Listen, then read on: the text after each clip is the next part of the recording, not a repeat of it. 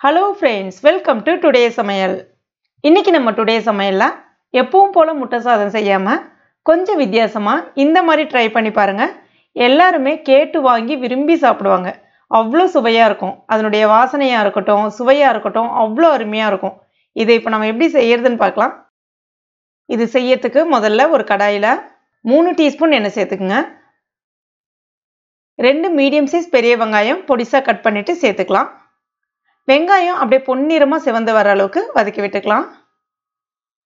இப்ப பாருங்க இந்த மாதிரி வந்த பிறகு ஒரு கொத்து கருவேப்பிலை, 1 டீஸ்பூன் இஞ்சி பூண்டு விழுது சேர்த்துட்டு வதக்கி விட்டுக்கலாம்.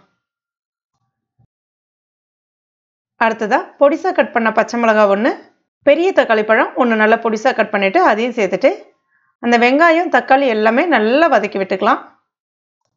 இப்ப இந்த மாதிரி வதங்கி வந்த பிறகு 1 டீஸ்பூன் மிளகாய் பொடி, 1 டீஸ்பூன் கொத்தமல்லி பொடி, 1/4 டீஸ்பூன் மஞ்சள் பொடி, 1/2 டீஸ்பூன் சீரக பொடி, 1/2 டீஸ்பூன் கரம் மசாலா பொடி, கூடவே பாதி குடமிளகாய் நீல வாக்குல கட் பண்ணிட்டு அதையும் சேர்த்துட்டு கொஞ்ச நேரத்துக்கு வதக்கி விட்டுக்கலாம்.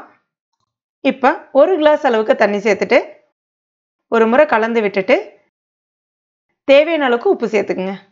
இது ஒரு 5 நிமிஷம் கொதிச்சு வரட்டும். இப்போ பாருங்க இந்த மாதிரி கொதிச்சு வந்த பிறகு 5 முட்டை எடுத்துருக்கேன் சேர்த்துக்கலாம். சேர்த்துட்டு நல்லா ஒரு முறை கலந்து விட்டுங்க.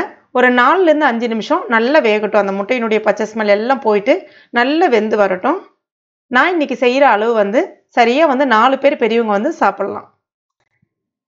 இப்போ பாருங்க இந்த மாதிரி வந்த பிறகு 2 கப் பாஸ்மதி அரிசி உப்பு போட்டு வேக வச்சு வடிச்சிட்டு நல்லா ஆற வச்சுட்டு எடுத்து வச்சிருக்கேன்.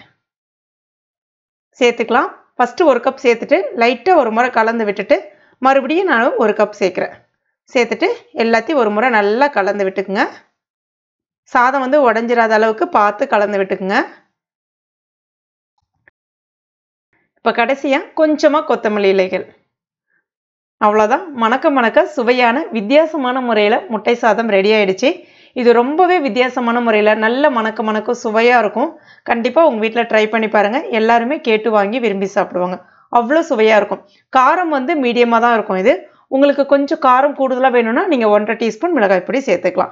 குழந்தைங்கலேருந்து எல்லாருமே விரும்பி சாப்பிடுவாங்க. அவ்வளோ சுவையாக இருக்கும். கண்டிப்பாக நீங்களும் உங்கள் வீட்டில் ட்ரை பண்ணி பாருங்கள். ட்ரை பண்ணி பார்த்துட்டு மறக்காமல் எனக்கு கமெண்ட் பண்ணுங்கள். இந்த வீடியோ உங்களுக்கு பிடிச்சிருக்கும் நம்புறேன். பிடிச்சிருந்தனா லைக் பண்ணுங்கள். உங்கள் நண்பர்கள் மற்றும் ஃபேமிலி மெம்பர்ஸ் கூடயும் மறக்காமல் ஷேர் பண்ணிக்கங்க. மேலும் இது போன்ற டேஸ்டி ரெசிபிகளுக்கு நம்ம டுடே சமையல் இது வரைக்கும் நீங்கள் சப்ஸ்கிரைப் பண்ணலன்னா உடனே சப்ஸ்கிரைப் பண்ணிங்க. கூடவே மறக்காமல் அந்த பெல் நோட்டிஃபிகேஷன் சிம்பிளையும் ப்ரெஸ் பண்ணிங்க. தேங்க்யூ.